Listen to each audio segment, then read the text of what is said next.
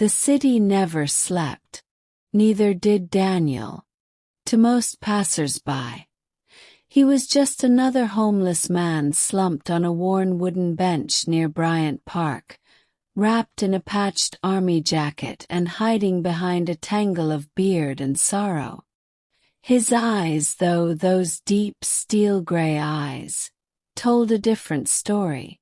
They held storms and secrets.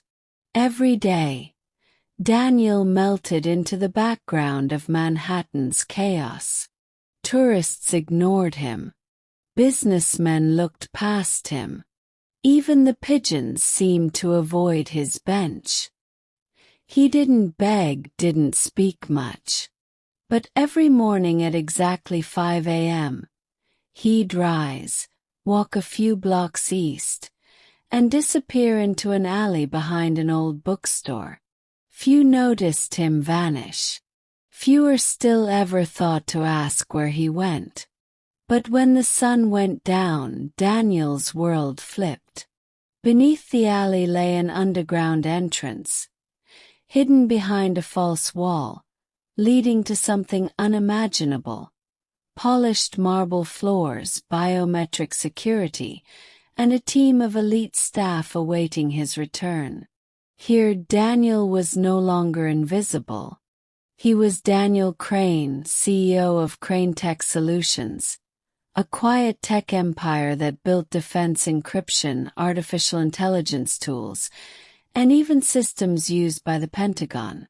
He had money, more than he could ever spend. But he lived among the lost and the broken. By choice. Because long ago, Daniel had been one of them. He remembered the pain of sleeping on concrete. The shame. The hunger. The hopelessness. And he'd promised himself, if he ever made it out, he'd never forget. So by day he wore the face of the forgotten. And by night he built solutions that could change lives. But what he didn't know was that someone had started watching.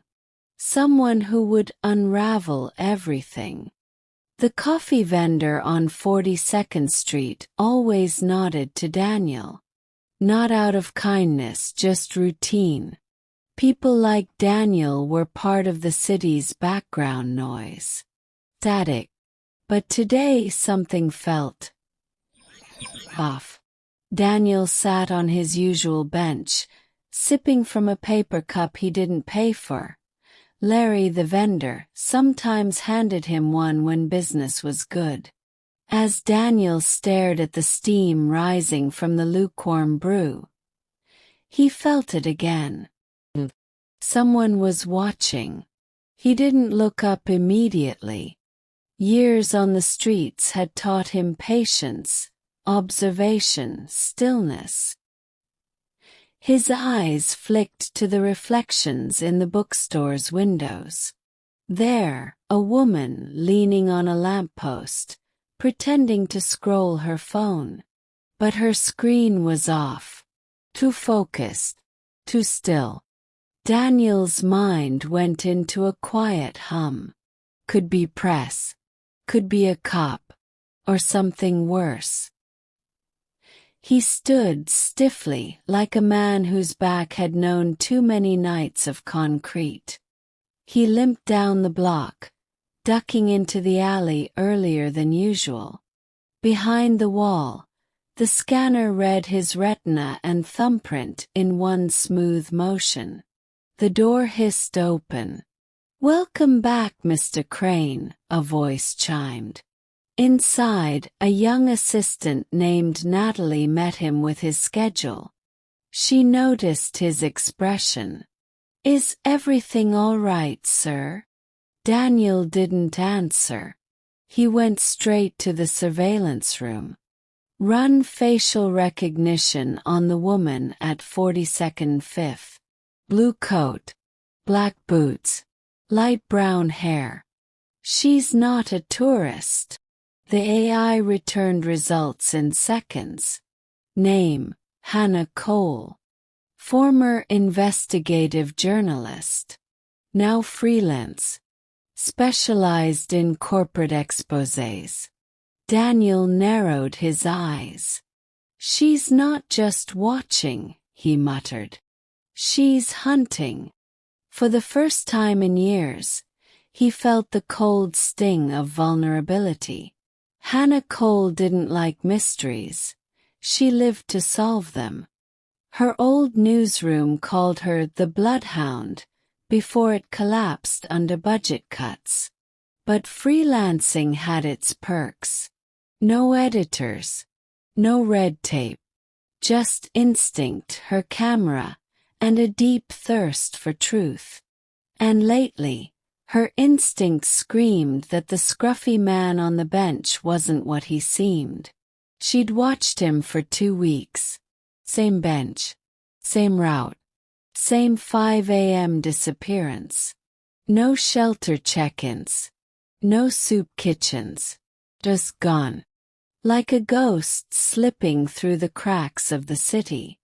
Last night she'd followed him into the alley, but by the time she rounded the corner, he had vanished. Didn't make sense. So today, she ran his face through an old facial recognition app she'd helped build back in her data journalism days.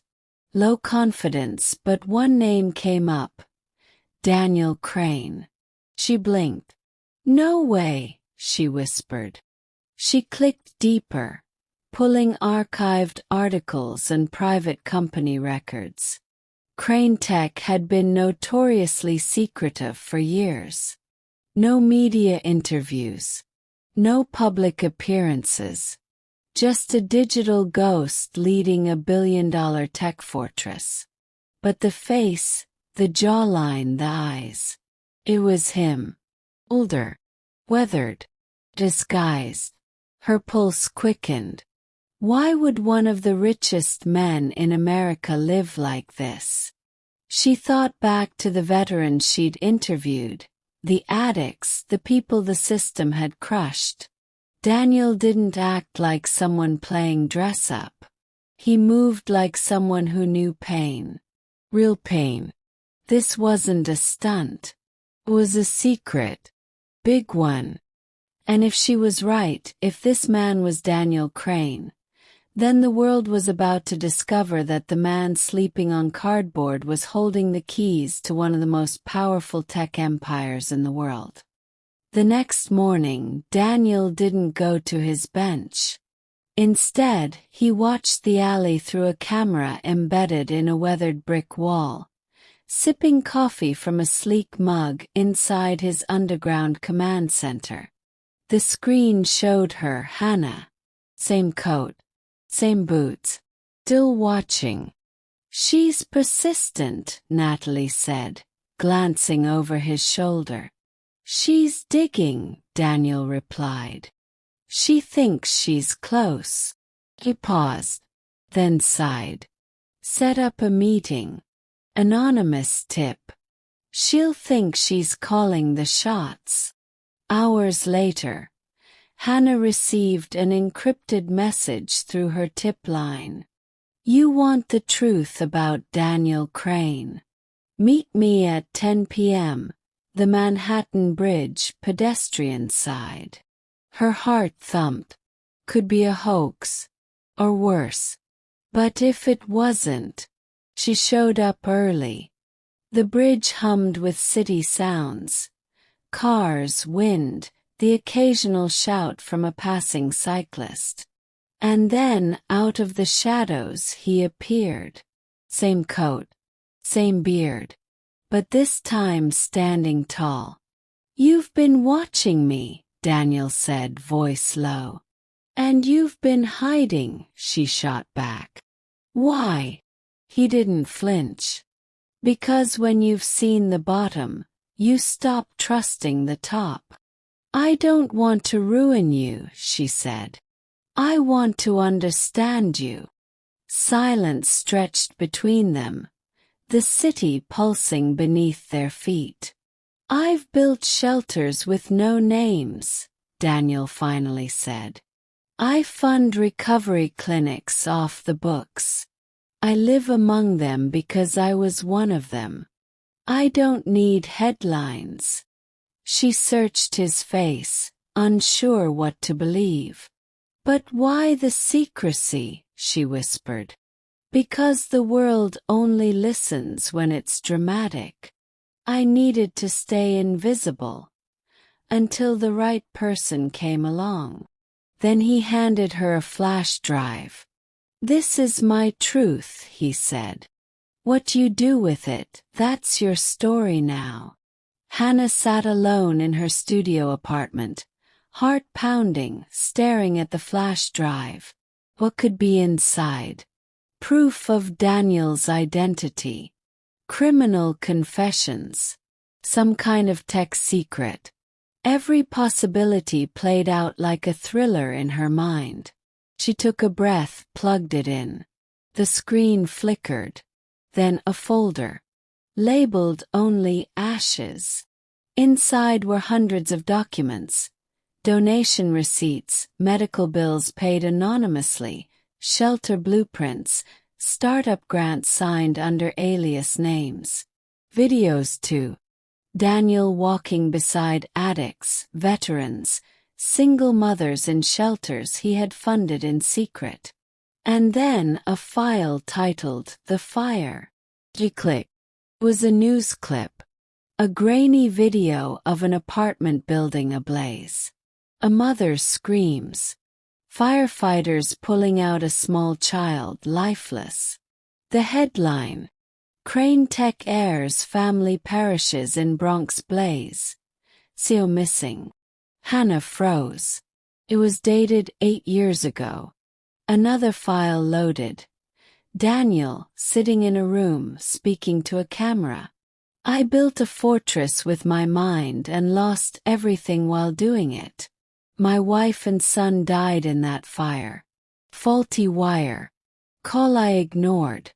I walked away from the empire that day and became the man I should have been before it all." His eyes glistened, unblinking. "I don't want redemption. I want purpose." Hannah leaned back in her chair, tears pooling in her eyes. This wasn't just a billionaire hiding in plain sight. This was a man running from grief, choosing to bury himself in the very world most tried to escape.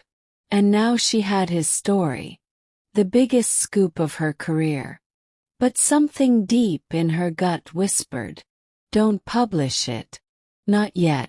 Because sometimes the truth didn't belong to the world. Sometimes it belonged to the broken heart that carried it. The next morning, New York woke up to noise as always. But something was missing. Daniel Crane's bench sat empty. Hannah walked past it slowly, hands in her coat pockets, heart heavy. She hadn't published the story. Not yet. The flash drive sat untouched in her drawer. Instead, she'd written something else. An anonymous piece about the unseen heroes walking among us. No names. No billionaires. Just a tribute to the souls who chose service over spotlight. It had gone viral overnight. People called it poetic, mysterious, stirring. But Daniel hadn't reached out. No notes. No message. Nothing. She wondered if he was testing her or simply gone. 2 days later, a letter arrived at her door. Handwritten. No return address. "Hannah, you told my story without telling it. That takes restraint, something this world rarely values anymore. You reminded me why I disappeared. And you reminded me why I might not have to anymore. The world doesn't need another tech giant. It needs compassion. Quiet, patient compassion. But maybe it also needs truth. If you're reading this, I've already made my decision. I'm funding a new foundation in my son's name. Openly this time. You'll be the first to know when it launches. You have a seat at the table if you want it. But if not, thank you for seeing me. Truly, Daniel Crane. Hannah read it twice. Then again. She looked out the window at the street below. A man held the door open for a stranger. A kid gave his sandwich to someone without a coat. Maybe the world was ready for stories like his. Quiet, aching truths that healed more than they shocked. And maybe, for the first time, Daniel Crane was ready to be seen.